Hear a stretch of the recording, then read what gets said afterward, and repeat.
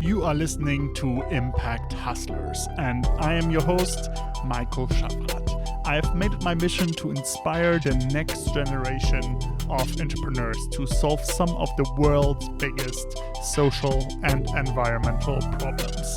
And for this reason, I am speaking to some of the best entrepreneurs out there who are solving problems such as food waste, climate change, poverty, and homelessness. My goal is that Impact Hustlers will inspire you either by starting an impact business yourself, by joining the team of one, or by taking a small step, whatever that may be, towards being part of the solution to the world's biggest problems. In today's episode, I speak to Yael Joffe, founder of 3x4 Genetics, a company enabling doctors to use genetic testing to make personalized health recommendations to their patients.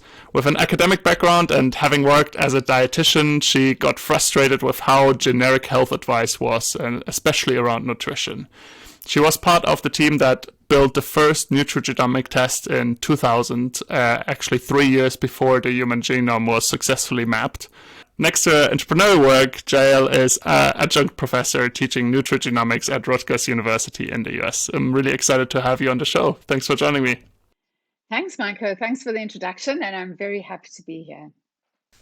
Great to have you. So you spent actually a large share of your career as a dietitian before you even got into entrepreneurship, setting up your own company. Tell us about that time and that frustration that you felt at the time about that profession. Yeah, so actually I spent as little time as I possibly could being a dietitian. So I actually started out in architecture. I don't know, that's obviously not in my bio, but I started out in architecture. I had no interest in science whatsoever.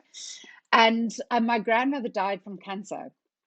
And I was very close to my grandmother, and decided I needed to pursue a career that would really understand cancer better and prevent cancer. And it was just so frustrating about how she was treated and the lack of understanding. So I left architecture and went to look for a degree in health, which didn't exist. So landed up in dietetics, and after like 3 weeks, literally, I was like, this is a terrible idea. Like, it had nothing to do with health. It was all like chocolate cake, ice cream, processed foods. It was awful. Margarine. It was terrible. I was like, this is not the health that I was looking for. But I needed a degree, so I finished that degree as a dietitian. And the entire time kind of knowing that being a dietitian was never going to be enough for me. So got the degree, and then went traveling, landed up in London, as South Africans often are, and got a job working at a nutrition clinic in Harley Street to earn money. And while I was there, I met this extraordinary woman, Dr. Rosengill Garrison, who was a geneticist in 2000. And she had this idea that you could build a company around nutrition and genetics. And I remember meeting her and thinking, like, I don't even know, like, is there really a connection between? I couldn't even imagine what this connection was. But there was something about what she was saying that was like really intriguing to me. So she was looking for a dietitian who specialized in genetics, but they simply didn't exist in 2000. I was trying to get as far away from dietetics as possible. And so I was like, I'm in, I'll learn on the job. I'll study the textbooks. You'll teach me what you know. So I joined this company called Sayona that started out in Southampton and eventually moved to Colorado, moved to the States.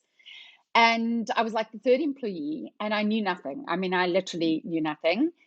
It was a real case of like fake it until you make it. And I was literally sitting with a biology textbook going, what is a chromosome? What is a gene? And then about 3-4 years into working with Sayona. So Sayona was the first company to build a nutrigenomics test in the world. I was part of that team. I realized that I really, really loved the world of genetics and how the nutrition that I was looking for all those years back when I started dietetics, I was starting to find in the genetic space. And so I went back to university and realized I actually needed to properly understand genetics. So I did a PhD in genetics. But I specialized in this amazing area called nutrigenomics, which is literally just nutrition and genetics and how they influence each other and how they kind of, what is the relationship between them. So that's how I kind of landed up in this amazing space 21 years ago when no one else was um, talking about it. And people always say, how did you get so lucky to specialize in nutrigenomics, like such a long time ago? I was like, not sure it was luck. I mean, there's a little bit of luck, but a lot of it was just dissatisfaction and disillusionment with what was available to me and looking for answers and being the kind of person who's always looking for an opportunity. And I think even in my most kind of academic days, I always had this kind of streak of entrepreneur that was like looking for a different angle or looking for something new that would kind of challenge it. So that's where my journey began. Amazing. So bring us back to that time, actually, in 2000. Again, the human genome wasn't sequenced yet. I think both the state of nutrition science was probably pretty basic based on what you just shared, right? And genetics probably similarly basic compared to what we know today, even though there's still lots of progress to be made, right? Tell us more about the state of things back then. And I assume a lot of people would have looked at you and the team you were in as pretty crazy and Oh kind gosh, of yeah. weird, no? Yeah, I mean, worse than crazy. That like I was a complete leper is the only way to describe it. So in the diet as a dietitian, I was seen as a leper. I was excluded from everything. I wasn't invited to conferences. No one took me seriously.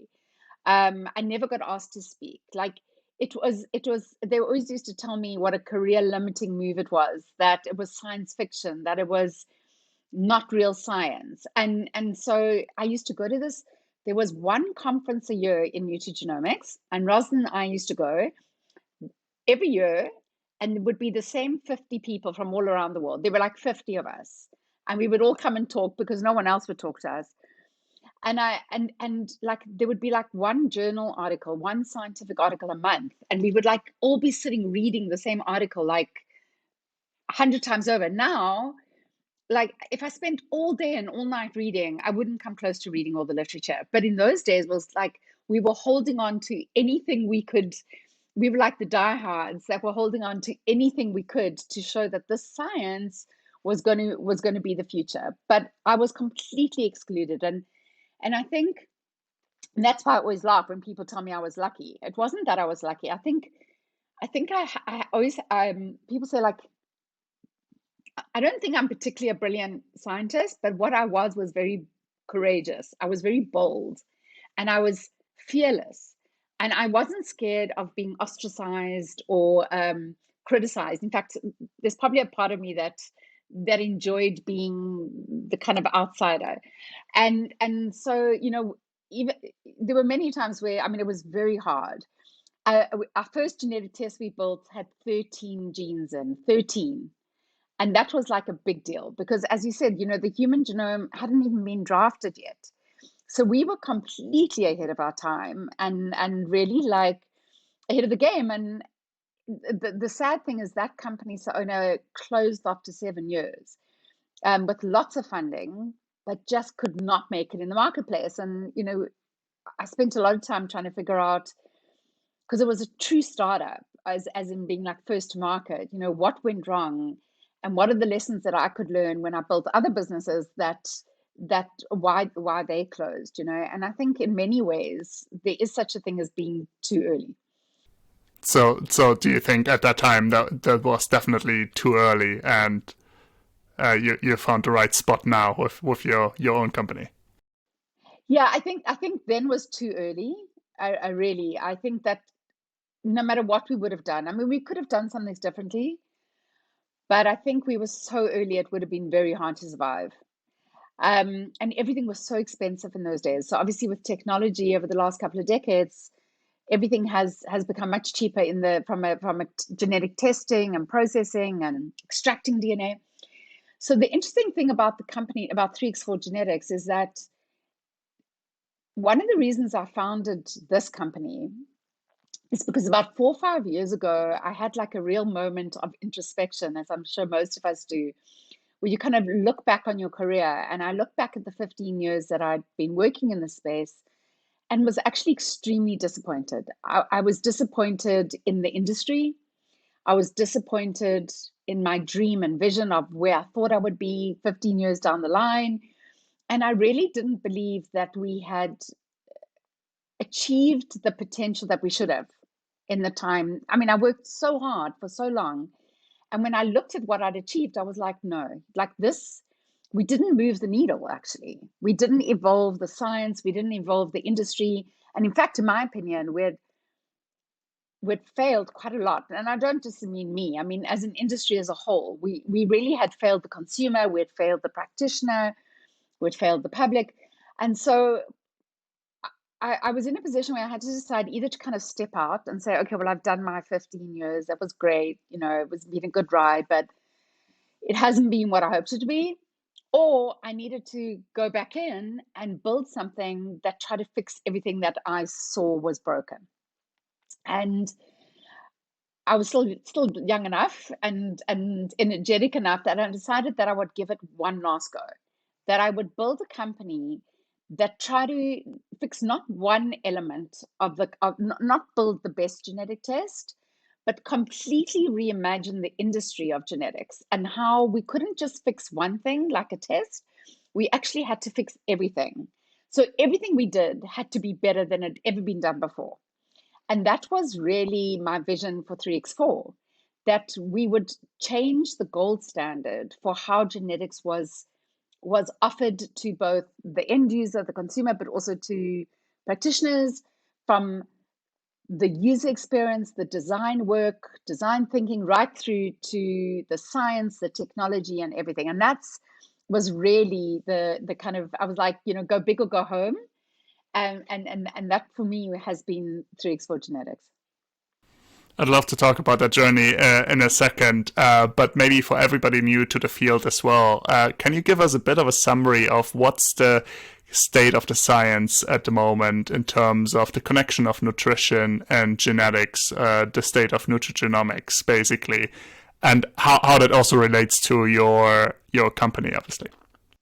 Yeah, so just to make sure, it's a very good point, is to explain what means. So basically, we have a genetic code. We all have a genetic code. That's our DNA sequence. And it's just like a language, except it's a DNA language. And it has 4 letters in it, A, C, G, T. And when we think of code, like computer code or a language of spelling, we're 99.9% identical in our code. You and me, we're 99.9%. But at 0.1%, our code is different. And that means in our spelling of A's and G's and T's and C's, at 0.1%, we're going to have a different code. And it's this difference in code that makes you and me different. It makes us, I always say, it makes us different in who we are in the world, on how we experience our world, and how we respond to our world, how we respond to the food we eat, the supplements we take, the toxins in our environment, the trauma we might encounter, the stresses that we have. Everything about us that makes us different in this world can be down to this code. So imagine now if we can test for this code, I can measure this code, and I can have a look why you are different from me.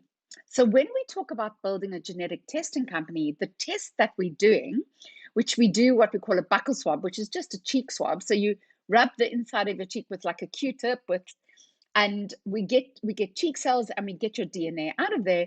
What we're actually looking at is for these, what I call spelling changes, these differences in code, which give us insight into who you are and how your body works.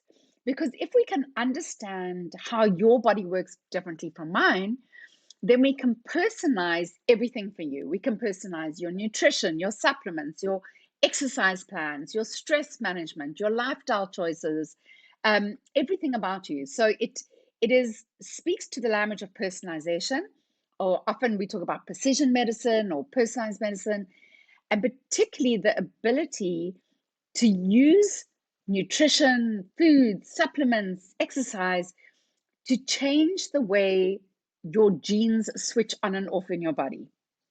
Because if we can understand who you are at a genetic level, We can give you advice on how to switch on and switch off genes to optimize your health. And whether that's preventing disease or managing disease or sports performance or weight management, it's all about who are you and how can we personalize your diet and lifestyle for you. Got it. So if we start, it doesn't just affect nutrition; it affects all kinds of health aspects, right? But if we start with nutrition, is it as simple as basically doing the test and almost receiving like a personalized nutrition advice based on that? How does it actually work? What does the science say at the moment? So yeah, there are many companies that do that where you'll buy it online and they'll send you a report and you read it. I don't do that. One of my strong beliefs is that if you want to, first of all, we are not only about genetics. So we are what we eat, what we do, who we are, our history, our family, our connection with other individuals, and we are our genes.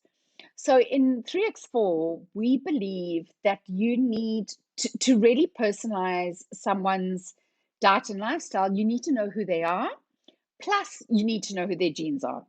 So we don't have what we call direct to consumer testing. So you can't buy our report directly online and just get a report. What we do is we train health practitioners, dietitians, doctors, naturopaths, chiropractors, nutritionists on how to interpret your genetic report and how to use it to be able to personalize your diet and lifestyle. So you would buy a 3x4 genetic test from one of our practitioners, and they would personalize your interventions based on what they would understood about who you are, your goals of why you came to them, and what your genetics were telling them. So there's a big difference between, say, a 23andMe who'll just send you a report, but that isn't real personalization. So we say we really want to make sure that whoever's working with you knows how to interpret genetics to give you the greatest value you can get out of the information. Got it. So if we compare to what they would have done before, I assume they would have given relatively generic advice based on a few factors that they ask you about, and now they're able to personalize that more. Give us a little bit of a contrast of before and after. Yeah, because the problem with direct to consumer is if you don't know who the person is and you don't know what their medical history is, you don't know what is going on with them or why they did the test, when you offer them a report, you have to dumb it down because you don't know who they are. So you dumb it down and dumb it down to the point where it's like, did I sell this person data or did I sell them clinical, valuable information and insights about themselves? So whenever we go direct to consumer, we're dumbing it down to be generic because we also don't want to land up at the FDA or at some regulatory environment because we offered advice about something that we don't actually know about. So that's why I'm a big fan of working with health professionals who've been highly trained to make sure that you're getting the greatest value from the genetics and not getting. And I think what's happened in the marketplace is there have been so many, I call it the mushroom effect, where every day there's a new genetic testing company in the marketplace because it's the cool thing. Genetics is in, and it's easy to build a genetic test, but they copy and paste all the genetic tests in the marketplace. And then the public are being completely underwhelmed by what they're getting. They're like, this promised me personalization, but this feels like I could Google this information. So that's one of the reasons why I work with highly trained professionals who really will make sure that you get the personalization that you really kind of deserve if you're going to do genetics. Got it. And I assume a lot of these professionals would have previously not actually worked with genetics. So I assume a large part of your company is about education of those professionals. How do you approach that, and what's some of the experience in that space that you made?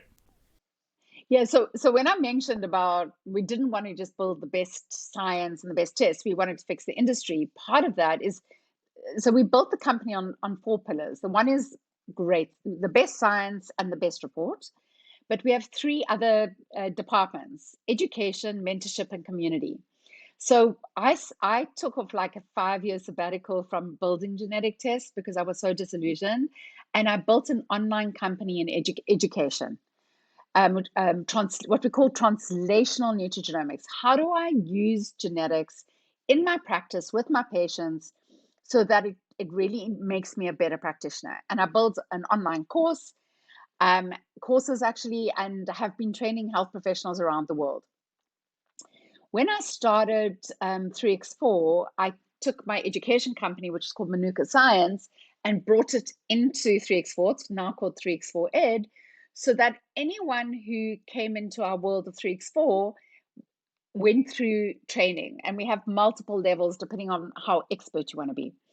And then I realized that educating at a content level was not enough. So just you do your 10 modules, you learn content knowledge wasn't enough, because when your first patient walks in the door, you've got to know how to take that report and really integrate it and merge it with what your patient's presenting with. So we added a third pillar to the company, which is mentorship. So we have incredible mentors who work with practitioners through the early stages, holding their hand, nurturing them, and actually working with them, saying, let's have a look at your patient. Did you look at this? Did you think about this? Until they're confident enough to be able to go off and by themselves. And then the fourth pillar was community, that all these practitioners have somewhere to go where they can ask questions, they can find other practitioners, they can learn from each other, they can teach each other. So it wasn't just about building the best test. We needed to make sure that we would raise the level completely for everyone. And that's what we've been doing.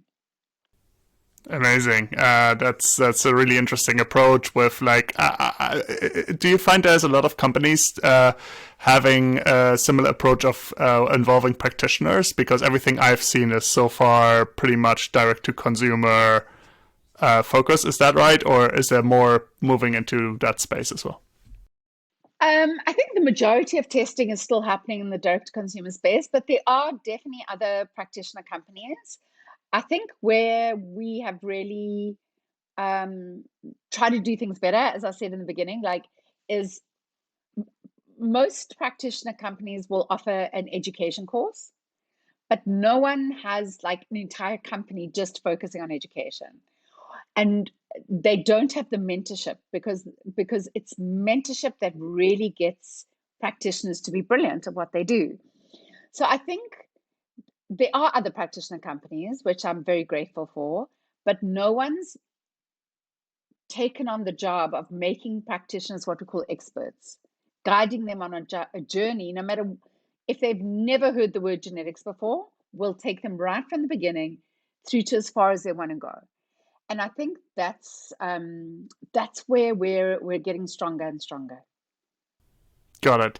And to some degree, you shared earlier, you had to go through this journey yourself a while ago, right? Like when you first got involved in the space of nutrigenomics. And with that, I'd love to kind of shift a little bit into your entrepreneurial journey, a bit more in some of the lessons learned. We have early stage entrepreneurs listening to this, and I think one of the very typical things that I see in your story is really seeing a frustration in your daily life or in your professional life, and kind of it seems like you kind of the frustration grew and grew, and you've been like on it for quite a while until then you were able to start the company. I'd love to understand how did you actually then decide to pull the trigger on starting the company? Did you feel like you form kind of collaborators? Did you get kind of other people involved? How did you get onto this journey of being like, okay, now I can do this, I can solve this problem? Yeah, so this is where the pain comes in, right? So I made a very clear decision that I wanted to start a company. And I had an idea. I didn't have a product, I had an idea. But I had been involved in many startups before, but I'd never been responsible for starting a startup. I was always like the second employee or the third employee. So I was incredibly naive about what it took to start a company, which I don't know if that's a good thing or bad thing. It's probably a good thing, because I probably would never have done it otherwise. So the two things that I did was I realized I needed, so I funded the beginning where, literally you don't take a salary for a couple of years while you're trying to build out your idea, while you're trying to find funding. Used up all my savings, horrible time, and paying other people salaries. So that was the end of those savings. But I did two things. So one is I formed an amazing partnership with a company called Sea Monster, which was a gamification company. Because one of the issues I realized when I was formulating my idea is that as a scientist, all the companies I've been involved in, scientists that build product, and that's a really bad idea. What you really want is people who understand UX and user experience and product to build products. So I reached out to a company called Sea Monster, which was a gamification, VR, AR, design thinking, amazing company in Cape Town. And I sold them on this idea that I knew everything about genetics, but how do I build something that people will want to engage with, whether you're a doctor or a consumer, that you would be super excited to interact with it and engage with it. And I knew that I didn't have that expertise. So I managed to convince them. That was my first big one. And they didn't want to invest, but they were happy to do work at a discount, and they would build up like a loan account. And when eventually I got funding, I would kind of pay them the discounted amount. So they obviously believed in it enough to do the work before I got the funding. Then the problem was getting the funding. So we had an idea, and we spent a lot of time with Sea Monster getting the idea. And I have to say, it was probably like one of the hardest years of my life. Not earning, paying salaries, trying to earn a little bit of money. I ran a clinic, a nutrigenomics clinic, and ran the education company at the same time, as trying to fund my new idea, which was 3x4 genetics. So working three jobs and trying to find funding, and just the experience of the pitch over and over and again of investors or angel investors saying how amazing, exciting, and then saying it's not the right time, or it's not the right profile. And I think that was a solid year. I don't even remember how many conversations I had. We went, we applied for an incubator at Illumina in San Francisco. We funded myself flying over there, pitched to them, came second, which doesn't help if you come second. So you're like, well, we're obviously on the right track, but we came second, and we just spent 50,000, flying to San Francisco. And in fact, what happened was after a year, I was broken. I was exhausted from running three companies, and I had lost faith. And it was coming back from San Francisco after having come second in this finals of this incubator competition, where I gave myself another month. And I said, if I don't find money at the end of this month, I'm done. I'll carry on with education and my clinic, but I'm shelving the idea of a new company. I can't carry on. I actually didn't have money to carry on, and I actually just couldn't. And I went for dinner at a friend who kept on inviting me for dinner, for Friday night dinner, and I kept on canceling. And I flew in on like the Thursday, and I had dinner on the Friday night. I was like, I cannot believe I'm so jet lagged. I can't believe I have to go and sit and have dinner. I'm going to fall asleep in the soup. Anyway, I went because I felt so bad. And these friends, he had just sold his company. He had a very successful retail clothing company.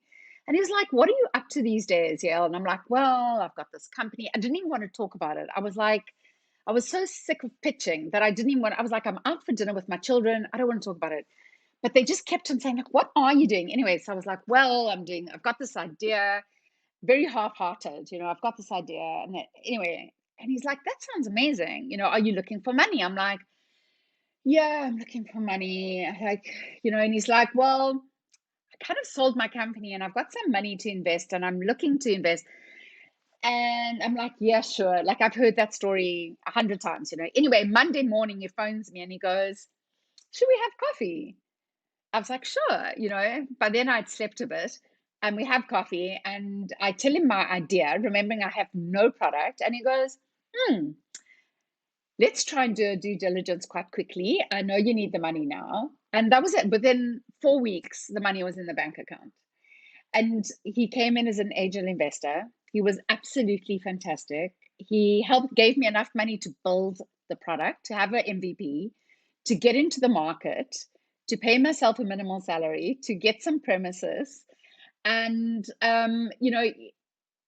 when I look back, and I mean, I was so close, I mean, I always call him my angel squid, because he hung in with us until I could get proper funding in the US. And it never gets easier, Michael. That's the only thing I would say. Is it just, in the beginning you're looking for whatever, like 500,000, and you think that's the hugest money in the world, and then you get that, and then you start employing people, and then you run out of that money so quickly, and then you're like looking for your next million or 2 million, and then and so if you're the founder of a company, you never ever stop looking for money, unless you've got a brilliant business idea that's generating cash. But that's not the nature of the business I'm in. So the one thing that's been the hardest for me in this space is the acceptance and the realization that that never goes away.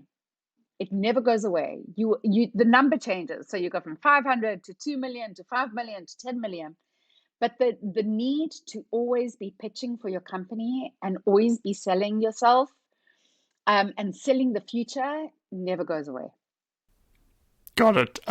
Especially in the early days, I feel you when when you just shared the story on how hard this can be in the early days when you're basically working on your savings, and you're kind of seeing slowly the end of your savings, and at the same time you don't really have the product yet. And I think a lot of advice out there is it's really difficult to raise anything pre-product.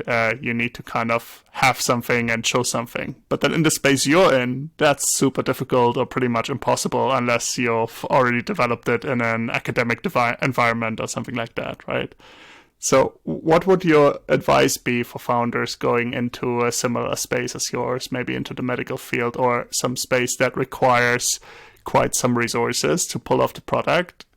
How do you actually raise without a product? Is it Yeah. you just gotta keep at it like you did? So here's what I used to say. People used to say to me, why do you do this? Why didn't just go and get a job? I mean, it'd be easy for me to get a job. And I was like, my comment has always been that you don't actually choose to be an entrepreneur. Like, it chooses you. And that is my, like, part of the journey for me was the acceptance that that's who I am. I am an entrepreneur, and that I needed to own that, and I needed to own the joy and the pain, because at any point I could have got a job, and yet I was never going to be that person. I always wanted to be the person who's pushing the boundaries, innovating, like owning something, like pushing. So that would be my first comment. It's like, if you are an entrepreneur, you are an entrepreneur. Like, own it, accept it, and it'll come with the greatest moments in your life and the hardest moments in your life. The other thing I would say is, the reason why I mean, if you call me successful, and I guess in many ways I have been successful, the company's growing beautifully now, um, is courage and boldness. It's people's like, why do I succeed over someone else? Two reasons. One is this, to be brave. If you've got to be one thing, you've got to be brave. Even if you don't always feel brave inside, you have to act brave and you have to be brave. And I always had this in my head that, what would it be like to have nothing? My kids and I would move to a small flat. I'd get a job. I'd, God forbid, become a dietitian and have to see patients. So I always said to myself, what is the worst case scenario of complete and total failure? And if I still had my degrees, I still had a profession, like, what would be the worst thing that could happen to us? Would my children starve? Would they not be able to go to school? And I worked out that I would be fine. I would survive. We would move to a suburb that I didn't love. We'd move to an apartment, and my children would go to public school, and we would not shop at a great, like, but I had a great profession. I was pretty smart, and we would start again. So once I gave up on the fear of losing everything, I felt much braver in pushing myself to the point of nothing. Because I realized that savings are just savings. That's exactly what they are. And that's exactly what they're there for. And we came pretty close.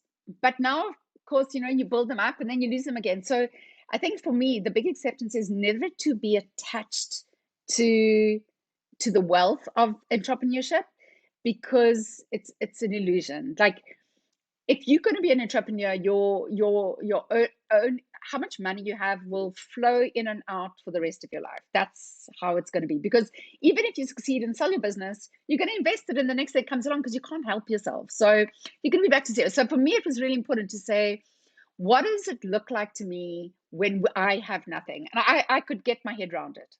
So I stopped being fearful. So for me, bravery, courage. The other thing I would say is, when you don't have a product and you have an idea, the only thing you're selling is yourself. That's it. So make sure, and when I talk to my early stage investors, my angel, I have a few investors now, and I ask them why they invested when really they shouldn't have. Like, it really wasn't a great idea. And all of them will say it was you. We believed in you. We believed that you would execute and you would actually be able to build something. So if you're an early stage entrepreneur and you've got an idea, but you've got no revenue or no product, you've got to understand who you are, what your vision is, what your competency is, and how to sell yourself in a very, very authentic way. Because what they don't want is what I call the schmooze. They don't want that. They want to know why you are eating, sleeping, and dreaming this business. Why you prepared to live in a council flat rather than not build what you have to build. Because that's the only reason they're going to invest. Because on every other metric, they're not going to invest. Love the advice. One point I'm wondering about as well is, you're from South Africa. You're actually in South Africa right now. And one question I want to ask is around markets as well, right? So obviously South Africa, and you're about to move to the US. Your company is based in the US, heavily focused on the US. Obviously, it's very logical generally to focus on the US market versus the much smaller South African market. But how did you think about that in the early days, and kind of what your advice be for founders coming from smaller markets? Should everybody be focusing on the biggest possible and move there, or did you actually start out in South Africa initially? How did you go about it? Yeah, absolutely. So we started in South Africa. We launched in May 2018 in South Africa. And I always had the intention of going to the States. But my idea was, build the South African market. Remember, we launched with an MVP, developed the product to the point where I was happy. And once I was comfortable that our systems, our technology, and our product was mature enough, then I would try get into the US. Also understanding that had no idea how I was going to break into the US. Although I have been working and building my reputation in the kind of academic world in the US for many, many years. And I lived in the US for a while. Anyway, so what happened is I used to travel to conferences 3-4 times a year in the US. And I used to see the same people all the time. And when you're a founder of a company, you need to talk a lot. You need to talk a lot. So I used to go to these conferences. I would barely attend a single talk. And my advice, I would stand by where they serve coffee and tea. And most people drink coffee in America, and I was the tea drinker. I used to take my own tea bags, which, as you know, in England, they understand that because the American tea bags are terrible. And I would make tea and I would chat and I would talk. And I met some extraordinary people. And one of the conferences I went to, I took some sample reports, printed beautifully sample reports from South Africa. I took only four. And I actually had 2 back-to-back conferences. And I was standing chatting to someone called Tom Blue, who is like a thought leader in the industry of personalized medicine, a fantastic guy. And both of us weren't in the talk, and both of us were making tea. So I got chatting, and he's like, "What are you up to nowadays?" And I was like, "Well, I founded this South African company, and et cetera." He says, "Oh, that sounds great.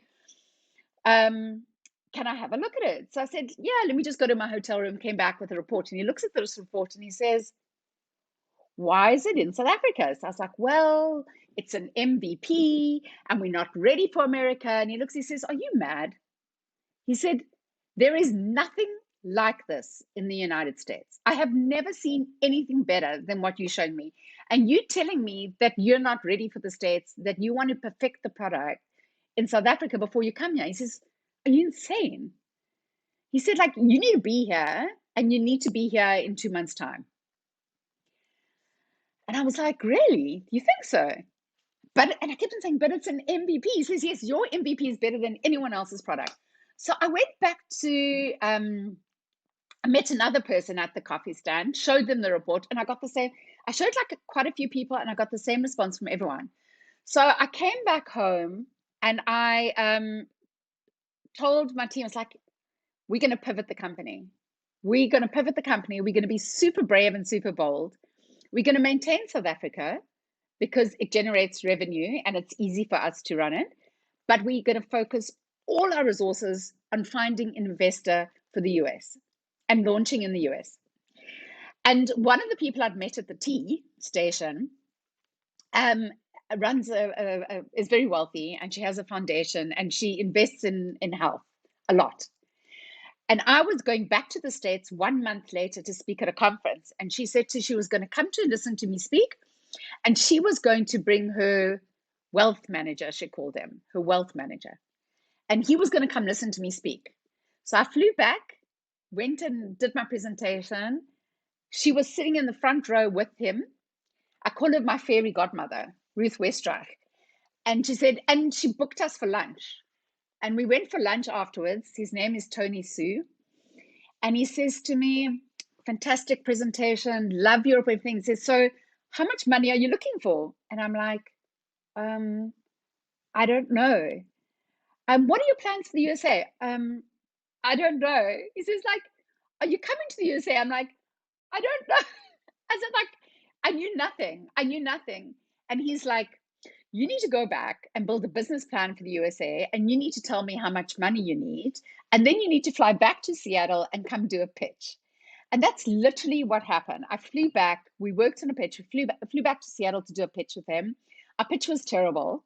He kept on saying, like, what is your exit strategy?" And I'm like, "I'm not even sure I understand what that means." That's what I'm saying. Like, you want to be like, anyway. And he was like, "Don't worry, we'll figure that out." And he absolutely loved it, and he funded it. And within 2 months, we had launched into the US. Unfortunately, we launched straight into COVID, which was horrific. So we launched in February 2020, and we had 1 month of trading, and then COVID hit, and we had to shut down. And by some miracle, we had found the best investor in the US, because literally he invested and had 1 month of trading and then zero. And he came back to us and he said, "I believe in you guys. I'm going to carry on funding you through COVID, even without sales. But at the end of it, you better have produced not an MVP, but your next version. So focus on R&D, but no, don't cut any salaries. And in fact, if you need to hire, because I think that you're worth investing in." So we were just extremely lucky that we had the best investor who could have just said, "You know what, it was only $1 million, like, let's move on." So that's how we landed up coming into the US. And since, yeah, for about the last year and a half, we've now starting to get amazing traction and amazing growth, and we're now going for a Series B fundraise. Yeah. Wow. What a story, and you're about to kind of move there full time. I feel we could record a bunch of other follow-on podcasts from this, but I only have one question left for this one, which is all about maybe very fitting given that you're focusing more on the US, but let's focus on the world. What do you think does the world look like in 10 years if 3x4 genetics succeeds? Yeah, so we are focusing on the US, but actually we're looking to come into the UK next year. Um, so where I think we're going to land up is, is we have some really exciting IP that we're building out now, and so I think we will become the number one practitioner-based genetic testing company. I think we're well on our way to that. I think our recipe is working. But our next level, which is kind of the 10x level, so to speak, is when you talk about the kind of Intel Insight or kind of powered by Intel idea, is we have some extraordinary IP around genetics that we believe will be able to partner with pretty much every healthcare company in the world, irrespective of geography or industry. So whether it's exercise and wearables, if it's nutrition and glucose monitoring, if it's cardiovascular and hypertension, if it's anything that's measurable, if it's Peloton, or it doesn't matter. We believe that we will become the genetic company that powers other health companies, and that won't have a geographic limitation or boundary to it, in the way that what we're doing currently does. So we see what I've been talking about now as our foundational business, where we're building credibility, reputation, some revenue, but really building our strength. But the next level will be where we bring our extraordinary science and user experience to power other companies. And I hope that in 10 years, it'll be powered by 3x4 that you'll be seeing everywhere. Let's catch up then, or hopefully earlier than that. But would love to keep track of your journey, and it sounds like an exciting journey. Thanks so much, Yael, for sharing that with us. Thanks, Micah. It's been really fun.